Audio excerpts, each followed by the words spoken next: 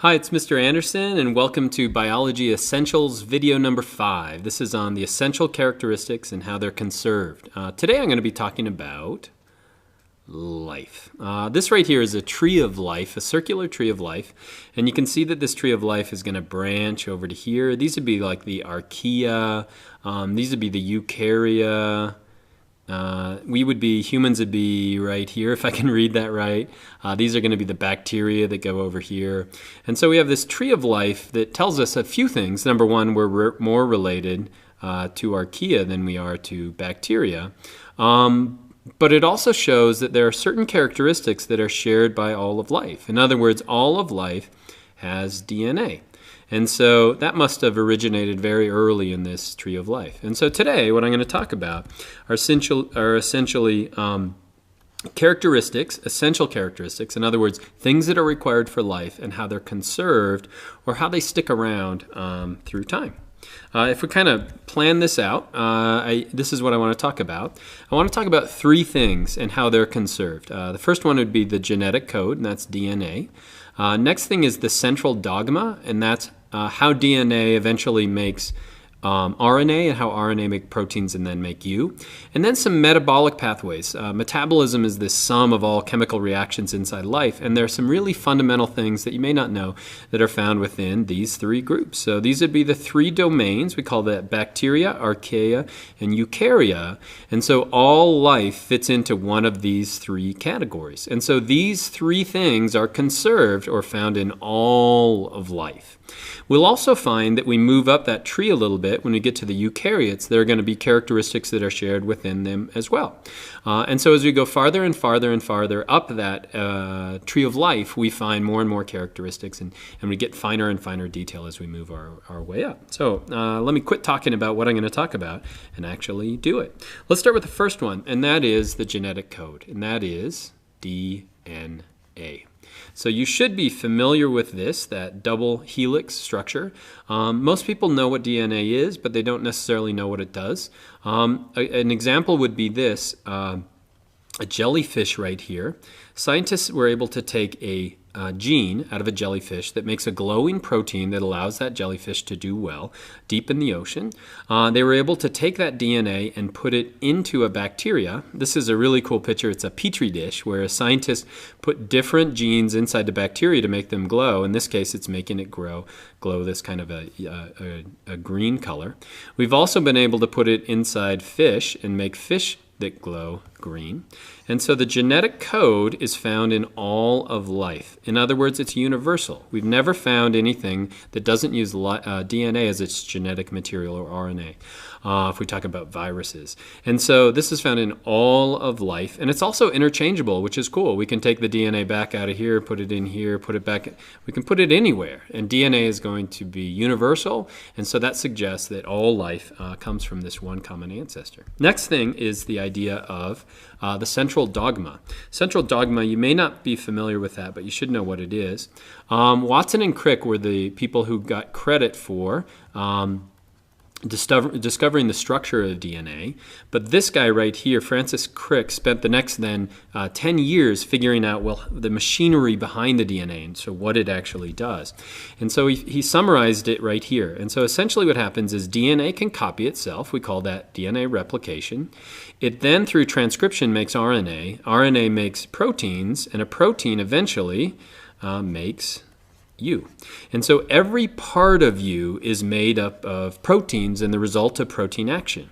And so all life goes through this same mechanism. In other words, in bacteria, they have the genetic material as DNA. They make RNA out of it, and then they make proteins. Now, the way that they do that, the ribosomes that they use are a little bit different, but the mechanism is going to be exactly the same.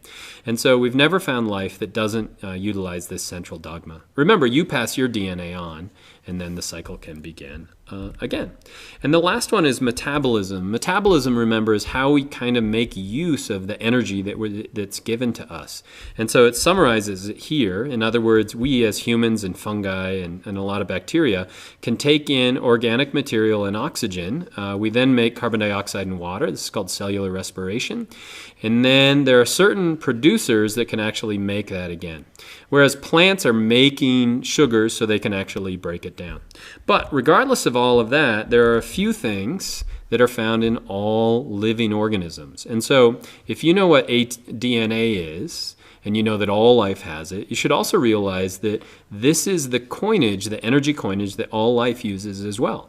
And so if I ever heard that we discovered life on some other planet, I want to know what's the hereditary material, and then what is it, how is it making its energy? What's it using for metabolism? And so the fundamental ways that we utilize energy or get energy and make ATP is through glycolysis, Krebs cycle, and oxidative phosphorylation. So all life uses one of those, and either anaerobic or aerobic respiration. And so bacteria, fungi, whatever, we're making ATP, and we're using the same fundamental metabolic pathways. And what does that suggest, going way back to that tree of life? That it originated very early in the life on our planet, and it's been passed down through time. But we'll get more into detail on respiration and photosynthesis a little bit later. Now, if we go to the next group, so remember we have, if I were to sketch it out, we have the break off of bacteria domain. We also have the branching off of archaea, these ancient life. And then finally we have eukarya. And that's what you are. And actually everything on here, from animals all the way over to fungi, down in here to unicellular organism and plants, and all these things are eukaryotes. Now they are a different kind of a cell. And so what do you know about a eukaryote? It actually, if I remember right, karyo comes from egg. And so the best way to think about a eukaryotic cell is that it has a nucleus. So it has a nuclei on the inside where it stores its DNA. But how did we go from these simple cells to cells that are eukaryotic and have division of labor inside the cell itself? Well, there's actually two ways that we did that. And two characteristics that I chose to talk about related to eukaryotes tell us how we got there.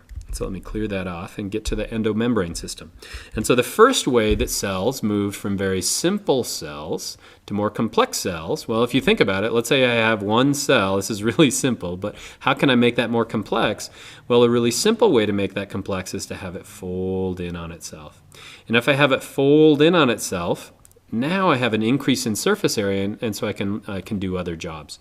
And so we have a number of things. So you know the Golgi apparatus, endoplasmic reticulum, lysosomes, vesicles, all these things are made, we think, from the infolding of this what's called the endomembrane system, or a membrane on the inside. Now what's interesting is that we can actually look at proteins on the outside of the cell and proteins on the inside of the cell. Oops, let me go back for a second. And proteins on the inside of the cell. And we find that they'll actually be reversed. In other words, ones that on the outside of the cell will now be, let me get this right, on the outside of this and vice versa here. So we also have some strong molecular evidence as well to show that this infolding has occurred. And so that's a common characteristic, this endomembrane system of all eukaryotic cells. And then another example would be organelles themselves. The two specific ones that I'd like to talk about are the mitochondria, which we use to get energy out of our food to do oxidative phosphorylation and get as much ATP as we can. And then the chloroplast, which is used in plants and a lot of photosynthetic eukaryotes to actually take energy from the sun and then use that to fix carbon. Now what's interesting about these two is that they are not formed, we don't think, by an infolding of the membrane. They're not part of that endomembrane system, so that's not them. These actually were formed by endosymbiosis. And so what we think is that the mitochondria was a bacteria once on its own. It was living in close proximity to these early eukaryotic cells and then eventually started living inside. And so it's actually a cell within a cell. Now, what kind of evidence do we have, because that seems crazy, that this is actually occurring? Well, if you look inside here, we actually have DNA inside of mitochondria. And so they're actually reproducing by binary fission on their own, and they have a lot of properties that are very similar to bacteria.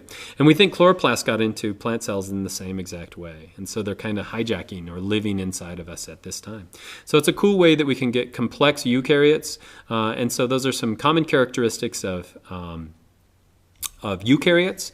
And I guess the whole general point of this video podcast is that if you come up with a solution, that solution is going to be passed up the tree of life. There's no way we could step back and say, hey, let's find a new genetic information, let's use something else. That decision was made billions of years ago. And so I hope that's helpful.